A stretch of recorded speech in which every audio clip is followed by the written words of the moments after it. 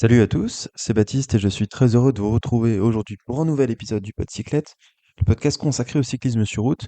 Et l'épisode d'aujourd'hui sera consacré au Critérium du Dauphiné. Critérium du Dauphiné, course d'une semaine qui se déroule en France, on le sait très bien, donc dans le Dauphiné. Je ne saurais pas vous préciser exactement ce que c'est le Dauphiné actuellement, mais globalement c'est en Auvergne-Rhône-Alpes, on va dire. Et donc c'est une course d'une semaine qui commence ce dimanche 2 juin et qui se termine le dimanche d'après. Et c'est très intéressant puisque c'est une course de préparation pour le Tour de France. C'est là qu'on a souvent beaucoup de coureurs qui vont se mettre en jambes pour le Tour de France. Donc c'est soit sur le Critérium, soit la semaine d'après sur le Tour de Suisse. Donc on choisit l'un ou l'autre. Il y a la start list qui est à peu près sortie. Les profils des étapes sont sortis évidemment. Donc je vous propose qu'on en discute un petit peu. Il n'y a pas de code Winamax, donc je pourrais pas regarder quels sont les favoris selon les bookmakers, mais on va quand même passer en revue les différentes équipes pour essayer de voir quelles sont les stratégies qui seront mises en place par chacune d'entre elles pour faire gagner leur leader, que ça soit sur les courses, sur les étapes, pardon. Donc on va voir qui est le favori potentiel pour chacune des étapes, et puis aussi pour le classement général. Et vous allez voir, il y a quelque chose qui est assez intéressant, c'est que ce critérium du Dauphiné, il est très ouvert. Et la raison principale pour laquelle c'est très ouvert, c'est parce qu'il n'y a ni Vingegaard, ni Tadej Pogacar. Et puis c'est pas vraiment le terrain de jeu des autres soi-disant mutants, j'aime pas trop cette expression, mais il y a pas de Van Aert. Van Aert, de toute façon, il est en reprise, il était blessé. Il y a Van der Poel qui est en coupure. De toute façon, c'est pas son profil. Mais donc, on a une course qui est, pour la première fois de l'année, peut-être une grande course comme ça, qui est assez ouverte. Et ça sera assez intéressant à analyser. D'abord, en termes de météo, un petit point. On a des semaines assez difficiles ces derniers temps en France. Pas toujours du beau temps. Mais a priori, j'ai l'impression que à partir de la semaine prochaine, il devrait faire plus beau. Vraiment une course sous le soleil. Ça sera un point qui sera assez positif. On a vu que sur ce Giro d'Italia, on a eu beaucoup de pluie, des étapes qui ont été un peu raccourcies à cause de la neige, mais ça c'était à attendre. Mais en tout cas, en termes de pluie, c'était difficile pour les coureurs. Il y a eu un peu du vent aussi, et donc on a pas mal de coureurs qui étaient malades. Ça devrait pas trop être le cas sur ce critérium du Dauphiné, et c'est une bonne chose puisque c'est une course de préparation pour le Tour de France, donc c'est pas vraiment l'endroit sur lequel on a envie de tomber malade. On va parler rapidement du parcours quand même. Donc le parcours, c'est 8 étapes. On va passer les unes après les autres. Euh, et je vais pas vraiment citer de nom, je pense, parce que on en rediscutera à la fin, mais il y a beaucoup de profils qui sont assez proches. Et enfin, on va en discuter au fur et à mesure. Ce qui est intéressant à voir, c'est qu'on a vraiment un parcours qui est très dur. On a vraiment beaucoup de dénivelé positif, surtout sur les trois dernières étapes qui sont des arrivées au sommet très dures, avec des cols vraiment qui font mal aux pattes. Profil très dur, un chrono assez long. Pour une course d'une semaine, on aura un chrono de 35 kilomètres, qui est pas totalement plat d'ailleurs, mais donc ça sera intéressant pour faire des écarts. Et après, on a plein d'étapes, les étapes 1, 2, 3 et 5, qui sont ouvertes à différents profils. Autant pour les trois dernières étapes, on sait que ça sera un grimpeur. Pour l'étape du chrono, bah, ça sera un mec qui est fort sur le chrono. Autant sur les quatre premières étapes, enfin 1, 2, 3 et 5 plutôt, parce qu'il y a l'étape 4 qui est le chrono qui s'intercale entre deux. On n'a pas vraiment de certitude. Et donc ça va être quelque chose qui va être assez intéressant à suivre. Donc la première étape qui part de 5% sur Sioule et qui arrive à 5% sur Sioule, euh, 172 km, avec quelques difficultés, mais globalement, on se dit que ça doit arriver au sprint. Il y a une petite bosse là de 600 mètres à 6% qui se situe à environ 10 bornes de l'arrivée, 10-15 bornes, mais je pense pas que ça soit suffisant pour éviter un sprint. Et là se pose la question de qui va sprinter? Parce que quand on regarde la start list, on a énormément pardon, de coureurs qui sont bons en montagne, on a très peu de sprinteurs.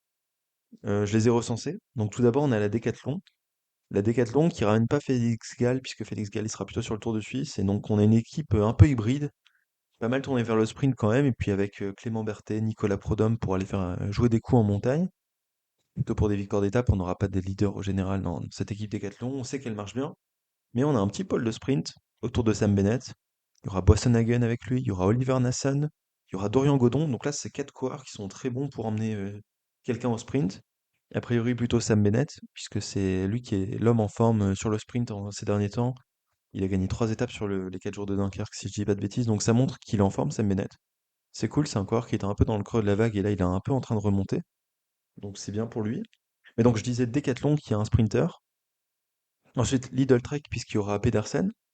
Pedersen qui aura quelques coureurs pour l'entourer pour les sprints, donc Gibbons, Kirsch, Verona, peut-être que ça pourra rouler pour lui. Et après, ils auront des éléments pour la montagne. Peut-être la Uno X. Parce qu'ils ont un coureur comme Magnus Cort Nielsen. Peut-être que le sprinter sera plutôt Anne Holter. Je le connais pas trop, pour être honnête, mais j'ai vu qu'il a fait des bons résultats sur le Tour de Norvège. Et je me demande si c'est pas lui qui sera le sprinter de cette équipe. On sait que Cort Nielsen, cette année, il est un peu en dedans. Puis après, il n'y a pas trop d'équipes avec des gros sprinters. La Groupama, il y aura Romain Grégoire qui fera les arrivées difficiles, mais c'est pas un vrai sprinter. Fred Wright pour la Bahreïn, mais c'est pas un vrai sprinter non plus. Il sera là quand ça sera difficile, mais c'est pas un sprinter sur le papier. Et donc en fait, Garcia Cortina peut-être pour la Movistar, mais c'est pas non plus du top sprinter. Venturini Sénéchal pour l'Arkea, encore une fois, c'est pas du top sprinter. Il n'y a pas de grosses équipes qui vont emmener un train. Donc vraiment, les plus gros sprinters, je pense, ce sera évidemment Mats Pedersen, le grand favori, et puis Sam Bennett qui sera là aussi. Côté français, on a Hugo Page qui est pas trop mauvais au sprint. Il y aura Adrien Petit qui sera là pour l'entourer. Adrien qui avait abandonné le Giro. Donc Hugo Page, pourquoi pas, qui peut jouer sa carte. Et puis après, c'est peut-être des coureurs qu'on connaît un peu moins, mais qui auront l'occasion de s'exprimer sur ces courses-là. Sur les étapes 1 et 5 notamment, je pense, qui sont les plus propices à un sprint. Mais donc le premier enseignement, c'est qu'il n'y a pas trop de sprinters. Et donc l'étape 1, on estime quand même qu'elle sera au sprint, je pense, son arrivée, surtout qu'il n'y aura pas de maillot de leader à aller chercher. Enfin bref, tout le monde voudra un arrivée groupée, je pense.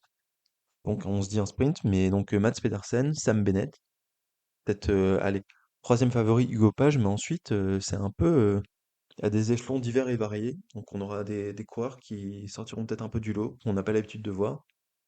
Mais voilà, ça c'est la première étape. La deuxième étape, on arrive au sommet du col de la Loge. Donc il y a quelques difficultés dans l'étape. Concrètement, ce qu'il faut retenir, c'est qu'on a un deuxième catégorie qui est pas très loin de l'arrivée, 7 bornes de montée à 6% quasiment. Donc c'est dur, mais ça passe. Puis après, on a un replat. Puis après, c'est plus du faux plat montant jusqu'à l'arrivée, jusqu'au col de la Loge, pardon, puisque c'est 11 km à 3,5% de moyenne. Donc, un long faux plat montant, on va dire, pour finir. Et là se pose la question des profils qui pourront être là. Sam Bennett, il aura probablement pété quand même, je pense, dans le deuxième catégorie qui sera avant. Parce que le faux plat, j'allais dire, Sam Bennett, ça passe jamais, mais bon, sur les 4 jours de Dunkerque, il a montré qu'il pouvait quand même passer sur des profils difficiles. Pedersen, est-ce qu'il sera encore là? Compliqué aussi de déterminer ça. Je pense qu'il sera là, mais c'est pas donné à 100%. Hugo Page, ça sera plus là, donc ça sera peut-être plutôt pour des profils comme Romain Grégoire, on en parlait. Garcia Cortina, ça sera peut-être un peu trop dur pour lui, mais voilà, des mecs un peu dans la trempe de Romain Grégoire. Je vois qu'il y a qui d'autres qui pourraient.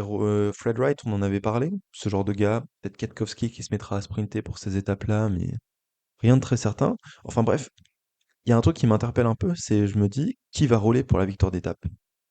Il y aura une échappée, c'est certain, mais derrière, la Groupama devrait rouler, je pense, parce que c'est vraiment une étape qui convient bien à Madouas, pardon, à Romain Grégoire, et puis il y a des beaux équipiers autour de lui, donc Madouas par exemple.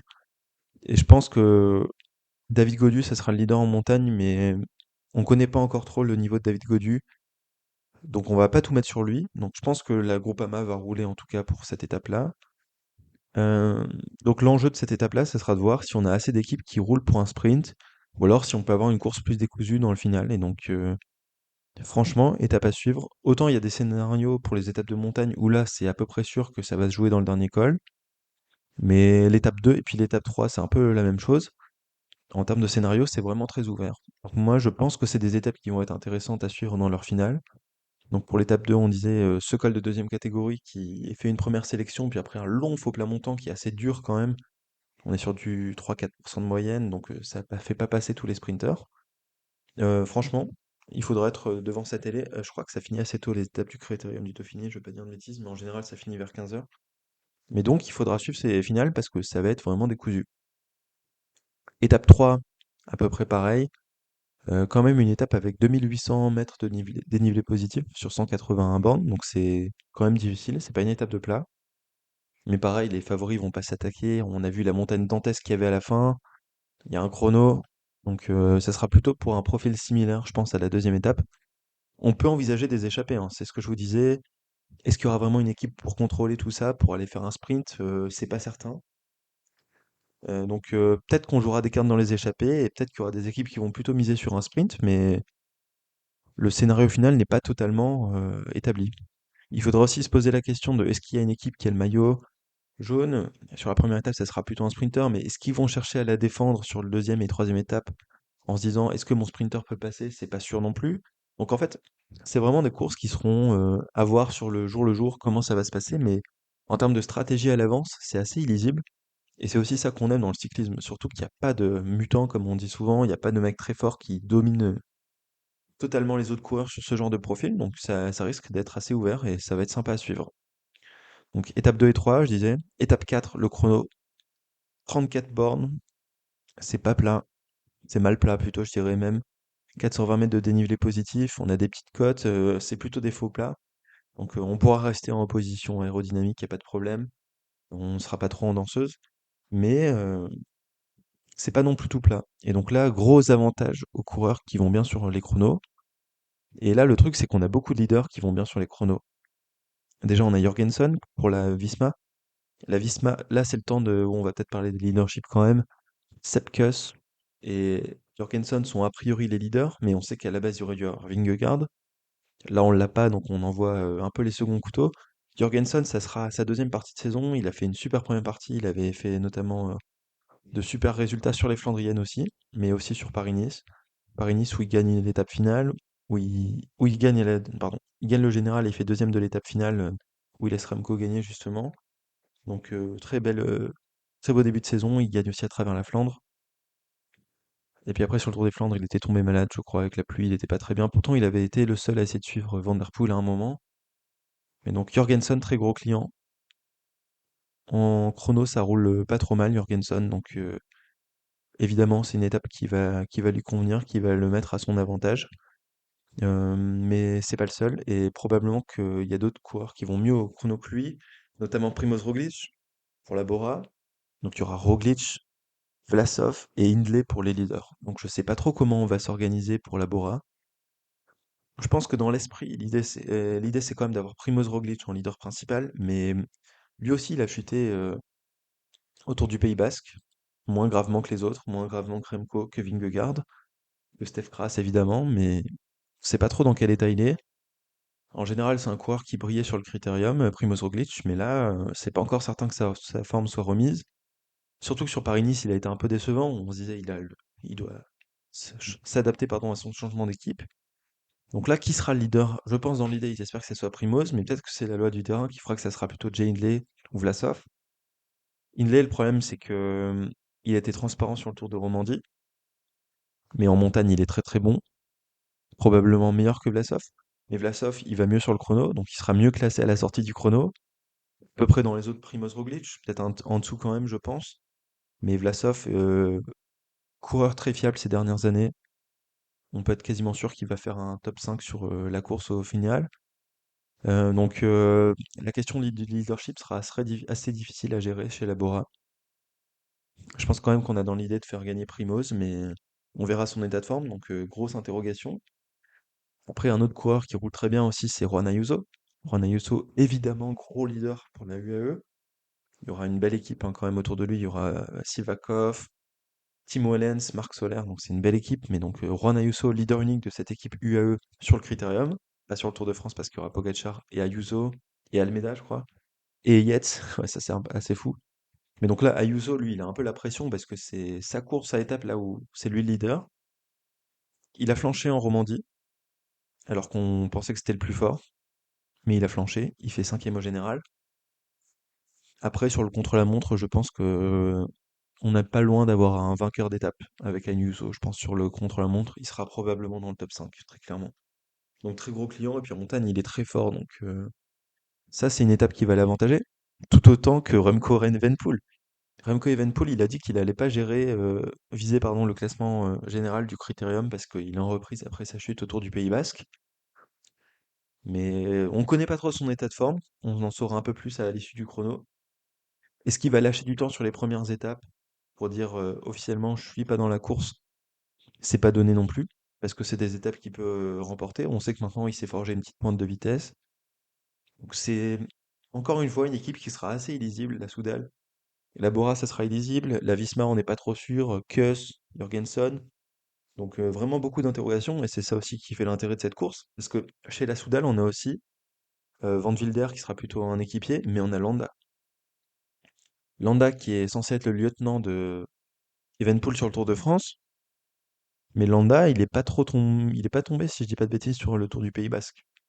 Et il a fait un super Tour de Catalogne, où il était le seul derrière Pogačar à être un peu à l'aise en montagne. Donc, est-ce que Landa, ce sera pas le leader cette fois-ci sur le Critérium? Landa, il va prendre cher sur le chrono, donc il devra se rattraper sur les autres étapes. Remco devrait pas jouer le général, donc ce sera lui le leader, mais en tout cas, Remco sur le contre-la-montre, ça peut aller bien. Pedersen, évidemment que ça peut aller bien sur le contre-la-montre, il peut aussi le gagner. Même si le leader de l'équipe, ce sera Gegenhardt. Gegenhardt, il est pas mauvais en chrono. Il y a Ciccone aussi dans l'équipe, mais Ciccone, on sait qu'il a eu pas mal de blessures, donc c'est sa reprise, un peu difficile pour lui. Donc pour la Lidl, ça peut jouer vraiment la victoire, je pense, sur le chrono avec Pedersen, même si ça sera probablement pas son objectif. Gegenhardt pour une belle place, Ciccone un peu loin. Chez Ineos, on a aussi Carlos Rodriguez. Carlos Rodriguez qui sera le leader, évidemment, qui a fait un beau début de saison, qui s'est montré offensif, opportuniste. J'ai bien aimé. Il a gagné le Tour de Romandie, du coup. Deuxième du Tour du Pays Basque. Euh, Tour du Pays Basque où il finit derrière Juan Ayuso. Donc ça, c'est marrant. Bon, après, le Tour du Pays Basque, c'était assez particulier. Romandie, il gagne en étant opportuniste. J'ai bien aimé. Donc, gros client. Gros client, Carlos Rodriguez. Sur le chrono, il devrait à peu près défendre ses chances aussi. Donc, ça sera intéressant. Sur le chrono, on aura aussi Joshua Tarling pour la Ineos, qui est peut-être le grand favori du chrono, je pense. On sait qu'il aime pas quand ça monte, mais là, ça monte pas trop tant que ça, donc ça devrait le faire. Et puis après, il y a d'autres leaders dans d'autres équipes qui, eux, vont prendre très cher sur le chrono. Godu, évidemment, il va prendre cher sur le chrono. Guillaume Martin, il va prendre cher sur le chrono. Ivan Sosa, parce que je pense que ça sera lui le leader de la Movistar, il va prendre cher sur le chrono. Ivan Sosa qui est en forme, hein, on l'a vu sur le Mont Ventoux, sur la Mercantour classique, pardon, où il a été très fort. Lui, il va prendre cher aussi sur le chrono, c'est sûr. Après, les autres leaders, c'est plus du second rang, donc je vais pas trop les citer, mais voilà quoi, un chrono, pas totalement plat, avec des faux plats. Je pense que le grand favori, si en fait il était en forme, ça aurait été Remco Evenepoel. Là, ça serait peut-être plutôt Joshua Tarling, mais on aura Jorgensen qui sera pas loin, c'est sûr, et Ayuso qui sera pas loin aussi. Donc déjà, on aura des beaux écarts. Et là, les grimpeurs vont devoir un peu se rattraper dans les dernières étapes, parce que là, ils vont prendre du retard. Désolé, c'était un peu décousu, mais je savais pas trop comment vous présenter ces différents leaders. Là, c'était l'occasion d'en parler déjà une première fois sur le chrono, on en reparlera un peu sur les étapes de montagne. Étape 5, le lendemain, qui arrive à Saint-Priest, donc ça c'est du plat sur l'arrivée. Mais une journée pas facile, avec plus de 2000 mètres de dénivelé positif. Je pense qu'on vise quand même un sprint. Peut-être que là, Hugo Page peut être là, donc ça va rouler pour lui chez la Intermarché. Sam Bennett peut être là, donc ça va rouler pour lui chez la Decathlon, et puis ça va rouler pour Pedersen aussi. Donc a priori plutôt un sprint, mais on n'est pas pardon à l'abri d'avoir une échappée qui va assez loin, puisque c'est un profil difficile. Et là on arrive sur les trois dernières étapes. On va les traiter ensemble parce que concrètement, c'est des profils similaires avec des arrivées au sommet qui sont très dures. Tout d'abord l'étape 6, arriver en haut du collet d'Alvar, en passant d'abord par le col du Granier. Donc col du Granier, c'est pas si dur que ça. Mais ensuite, vraie course de côte pardon, pour aller au sommet du collet d'Alvar. Le collet d'Alvar, c'est dur, puisque c'est tout simplement, pardon, j'ai perdu mes notes, 11 kilomètres à plus de 8%, donc ça fait très mal. On a vraiment des étapes qui sont très dures sur la fin de ce Critérium du Dauphiné, avec des ascensions vraiment difficiles qui vont mettre les organismes à rude épreuve, mais bon, c'est une belle préparation pour le Tour de France. Le collet d'Alvar, assez régulier, donc plus de 11 kilomètres à plus de 8%, avec pas mal de kilomètres qui sont à plus de 9% de moyenne. Donc là, ça va faire très mal. Première grosse ascension. Il y aura le col du Granier pour se mettre un peu en jambes, mais sinon, le reste de l'étape est plutôt plat. Et donc, course de côte, plutôt à attendre. Le lendemain, Albertville, Samoins. Donc, on arrive à Samoins 6600, qui est une station de ski, je suppose. La montée finale est un peu moins longue, puisqu'elle fait un tout petit peu moins de 10 kilomètres, mais elle a 9% de moyenne. Sachant qu'on sera d'abord passé par le col des saisies en début d'étape, donc là plutôt une échappée de grimpeurs, puisque on aura l'occasion de sortir entre grimpeurs dès le début. Enfin, il y aura 15 bornes de faux plats, puis après ça sera vraiment déjà le col des saisies qui est assez suffisant pour que les grimpeurs puissent sortir, tandis que je l'ai pas précisé sur l'étape 6, ça sera plutôt une échappée de rouleurs, puisqu'on n'aura pas de gros col pour sortir, donc là, les grimpeurs auront peut-être un peu de mal à se glisser dans cette échappée. Tandis que là, avec le col des Saisies en début, ça devrait le faire pour les grimpeurs. Ensuite, col d'Arrache, qui est quand même en première catégorie, puisque c'est 6 km à 7%. Donc ça grimpe difficile.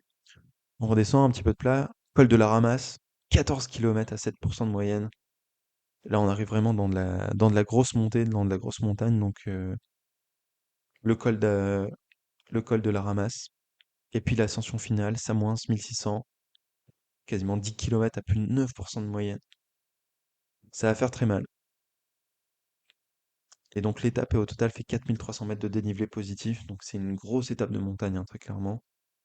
En termes de scénario, autant sur l'étape 6, c'est une course de côte, soit on laisse l'échappée passer dans la plaine, ou soit ça va jouer avec tous les équipiers qui vont faire un sprint en bas du collet d'Alvar pour replacer leur leader de la montée finale, et ensuite ça va être course de côte.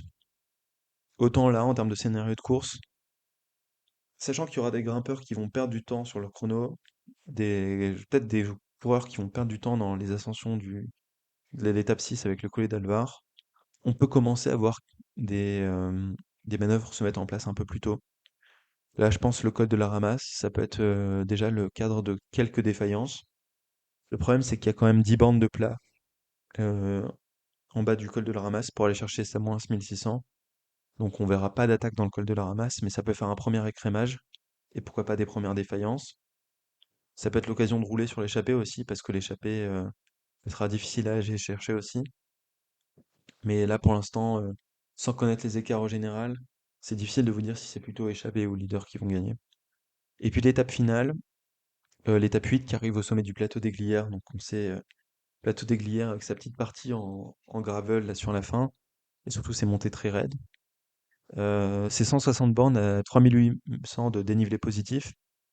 Et encore une fois, il y aura des grimpeurs dans l'échappée, puisqu'on aura le col de la Forclaz, qui est très dur, 7 km à plus de 7%. Les 4 derniers kilomètres qui sont à 9% de moyenne. Donc là, ça va être très dur. On aura des gros grimpeurs qui vont sortir dans l'échappée, je pense. Et puis, on aura une première ascension avant le plateau des Glières, avec le Salève, qui est un col de première catégorie, 12 km à 7% de moyenne. Donc ça pourra être l'occasion de rouler un peu. Mais du col pardon, de Le Salève jusqu'au bas du plateau des Glières, il y a quand même 40 bornes. Donc il n'y aura pas vraiment de grandes manœuvres qui seront lancées de loin, même si c'est le dernier jour et qu'évidemment, il y aura des coureurs qui vont tenter leur tout pour le tout. Je pense qu'on attendra le plateau des Glières, parce que c'est vraiment une côte très difficile et que le profil se prête pas trop, pardon, à des offensives lointaines. Le plateau des Glières, en fait, c'est une montée et puis ensuite un plateau de gravel, c'est ce que je vous disais. Et en fait, la montée est répertoriée à 9 km à 7%, mais les deux derniers kilomètres sont plats. Donc en fait, si on regarde les kilomètres d'avant, on a 7 kilomètres qui sont au moins tous à 7%, parce que c'est irrégulier, mais on a des kilomètres à 10%. En tout, il y a 3 kilomètres dans le début de l'ascension qui sont à 10%, un dernier kilomètre qui est à plus de 9% aussi. C'est très dur, le col des Glières, et puis surtout une arrivée magnifique sur la partie gravel en haut, sur le plateau des Glières. Je pense que ça va plutôt se jouer en course de côte aussi, c'est ce que je vous disais. Est-ce que ça sera pour l'échapper ou pas? Je peux pas vraiment vous le dire, mais donc autant sur l'étape 7, on peut peut-être envisager des choses dans le col de la Ramasse, mais il y a quand même ces 10 kilomètres de vallée dans la suite. Autant sur le plateau des Glières et puis sur l'étape 6 aussi, qui arrive à coller d'Alvar, ça sera plutôt des courses de côte. Donc ça veut dire avec beaucoup de coureurs en bas et puis on va rouler un train démentiel. Et donc, soit une échappée qui gagne, c'est assez difficile à dire, soit des leaders. Et donc là, ça va s'écharper en montagne. Évidemment, c'est un profil qui va très bien, je pense, à Mikel Landa par exemple, à Sepkus, c'est sûr, à Jay Hindley, Vlasov, pas mal aussi. Roglic, c'est pas vraiment ses efforts préférés, mais on verra son état de forme. Vraiment, Roglic, c'est très difficile de juger sa saison pour l'instant. Gegenhardt, ça peut aussi lui plaire, même si je pense qu'il préfère l'école un peu plus long. Buitrago, Buitrago, pas sous-estimé. C'est aussi des profils sur lesquels il peut briller. Après, côté français, Guillaume Martin, David Codu. Warren Barguil, il visera plutôt, je pense, les victoires d'étape sur les premières étapes, où c'est un peu plus indécis en termes de scénario, et puis pourquoi pas une échappée sur la suite. Mais donc, il y a des coureurs très grimpeurs, et il y a des coureurs un peu moins grimpeurs. Je me dis que Jorgensen, ce sera peut-être un peu plus dur pour lui, sur ses profils vraiment avec des pentes très fortes et des courses de côte. Je sais pas s'il tiendra la longueur. On sait qu'il a beaucoup progressé cette année en arrivant à la Visma. Coureur très fort à n'en pas douter. Mais on l'a pas encore vu sur de la très haute montagne pour l'instant. Parce que Paris-Nice, c'était pas de la très haute montagne, donc on sait pas trop si c'est son terrain. Sepkus, lui, ça devrait pas trop lui poser de problème. On connaît bien le Sepkus, mais Jorgensen, c'est un peu une interrogation. Donc ça sera quelque chose à suivre pendant ce Critérium du Dauphiné. Où en est Jorgensen? Est-ce qu'il est très fort en haute montagne comme sur des gros pourcentages sur des cols assez longs? Parce que Paris-Nice, c'est pas assez long pour juger. Juan Ayuso, évidemment, ça peut lui convenir. Après, j'ai l'impression que Juan Ayuso, dès qu'il y a de la montagne, c'est bien. Mais Juan Ayuso, c'est vraiment un coureur qui évolue un peu en dents de scie, parfois très fort, et puis parfois il a des craquantes. Donc, il devra s'affirmer en tant que leader. Il a une belle équipe, donc à lui de faire le job. Et il pourra déjà donner un peu la couleur pour le Tour de France. Et puis Remco Evenepoel aussi, il faut en parler. Je pense que il jouera pas à fond sur les étapes de montagne parce qu'il est là en préparation. On sait qu'il revient de sa chute difficile sur le Tour du Pays Basque. C'est pas vraiment des profils qui lui conviennent, à part le chrono évidemment. Des ascensions comme ça, je suis pas sûr que ça soit vraiment sa tasse de thé. On sait que c'est un profil quand même un petit peu plus rouleur que grimpeur. Donc moi, ça m'étonnerait pas de le voir un peu craquer dans ces ascensions-là, pardon, Evenpool. Et donc, il faudra voir quelle sera la stratégie de la Soudal. Parce que probablement qu'au début des ascensions, Evenpool sera mieux placé au général que Landa. Mais je pense qu'on a plutôt intérêt à jouer la carte de Landa. Pour lui, c'est vraiment des profils qui lui conviennent, comme Jay Lee, je disais. Et puis, Roglic, on verra bien aussi. Grosse interrogation autour de Primoz Roglic. À quel niveau il est, après sa chute sur le Tour du Pays Basque, après son début de saison où il nous a déçus, notamment sur Paris-Nice. Donc vraiment beaucoup d'interrogations autour de ce Paris-Nice, et c'est ça qui va être intéressant. Et puis dans les autres profils, Carlos Rodriguez, moi c'est peut-être mon favori Carlos Rodriguez pour, pour cette édition du Critérium du Dauphiné. J'hésite un peu avec Ayuso, mais Ayuso, j'ai peur de la craquante.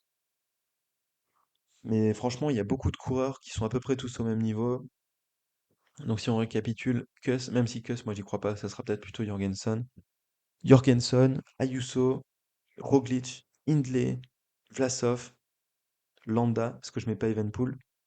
Peut-être Gegenhardt, mais je suis pas sûr qu'il sera vraiment à son prime. Buitrago, qu'il faudra pas sous-estimer. Carlos Rodriguez. Franchement, il y a un sacré plateau sur le Critérium du Dauphiné. J'ai très hâte de voir ce que ça va donner. Il y a aussi des coureurs dont on n'a pas parlé. Il y a Fortunato qui revient du Giro, qui est pour l'instant annoncé.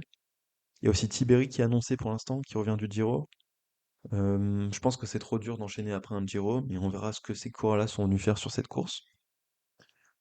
Et puis un dernier mot pour les Français quand même, et pour les équipes françaises. Donc pour les équipes françaises, on a la Décathlon qui aura pas mal de coureurs français, mais qui misera plutôt, je pense, sur Sam Bennett pour les sprints. Après, Berthet et Prudhomme auront la liberté en montagne de faire ce qu'ils veulent. Berthet, on a vu qu'il n'était pas trop mauvais sur la Mercantour classique, mais malheureusement pour lui, euh, il y avait Lenny Martinez qui est vraiment insaisissable cette année. Côté français, on a aussi la Groupama qui a pas mal de bons coureurs, puisqu'on a Godu, Grégoire Madouas, même des gars comme Quentin Paché, pardon. Euh, Ils peuvent gagner quasiment tous les jours, à part sur les sprints massifs. Je sais pas trop comment on va utiliser Valentin Madouas. Autant Romain Grégoire, il aura ses étapes cochées pour lui. Peut-être pas la une, allez, peut-être quand même la une, mais 2 et 3, c'est clairement fléché Romain Grégoire. Le reste, ça dépendra du niveau de David Godu. Qu'est-ce qu'on fait de Valentin Madouas? Est-ce qu'on l'envoie dans les échappées? Ou alors est-ce qu'on le laisse auprès de son leader? Ça dépendra donc de l'état de David Godu. Mais après, il y a quand même Quentin Paché, Rémi Rochas, Kevin Genietz qui sont autour de David Godu, donc on a beaucoup d'équipiers. Donc Romain Grégoire, donc, qui sera le leader sur les étapes 2 et 3, puis Madouas qui sera un peu un électron libre. Ça sera intéressant à suivre. Pour la Cofidis, j'ai un peu peur pour Guillaume Martin, puisqu'il est tombé sur la Mercantour classique, et il a dit qu'il avait des douleurs aux côtes. et qui devait faire examiner ça. Je sais pas trop où il en est actuellement, Guillaume Martin, mais j'ai peur qu'il soit pas à son top. On sait qu'il a eu un début de saison difficile, avec des chutes, un Covid, si je dis pas de bêtises. Ça serait bien de voir Guillaume Martin à son meilleur niveau, mais je crois que c'est pas encore pour tout de suite. Pour la DSM, il y aura Warren Barguil évidemment. Wawak qu'on n'a pas trop vu sur ce début de saison. J'ai peur qu'il soit pas vraiment à son niveau. Donc j'espère qu'il me fera mentir. La Arkea, on aura Venturini et Sénéchal pour les sprints plutôt. Qui va emmener qui? En général, c'est plutôt Sénéchal, c'est plutôt un poisson pilote. Mais Venturini, c'est pas la meilleure pointe de vitesse du plateau, donc peut-être que sur des sprints très plats, c'est Sénéchal qui aura le rôle du sprinter. Ça sera intéressant de voir comment il s'organise. En montagne, ça sera plutôt pour Christian Rodriguez. Et puis, enfin Christian, je dis un peu la français, mais parce qu'il est chez Arkea, mais c'est Christian Rodriguez. Et puis on aura aussi Clément Champoussin, qui sera, je pense, plutôt dans les échappées. Il jouera pas le général. Mais une belle carte pour les échappées, Clément Champoussin. Pour le sprint, on aura aussi la Intermarché qui aura des coureurs français à mettre en avant, puisqu'il y aura Hugo Page et Adrien Petit. Donc Adrien Petit qui sera le poisson pilote d'Hugo Page. Hugo Page qui est peut-être le deuxième ou troisième meilleur sprinter, je disais, sur le papier. Donc à surveiller pour les Français. Et puis on aurait pu avoir Axel Laurence, pardon. Mais Axel Laurence n'est finalement pas aligné par la Alpecin, donc pas trop comment vont rouler la Alpecin, ils n'ont pas de vrai leader. Mais ça aurait été une belle opportunité pour Axel Laurence parce que je pense qu'il aurait pu passer sur les étapes 1 et 5 évidemment, mais aussi sur les 2 et 3.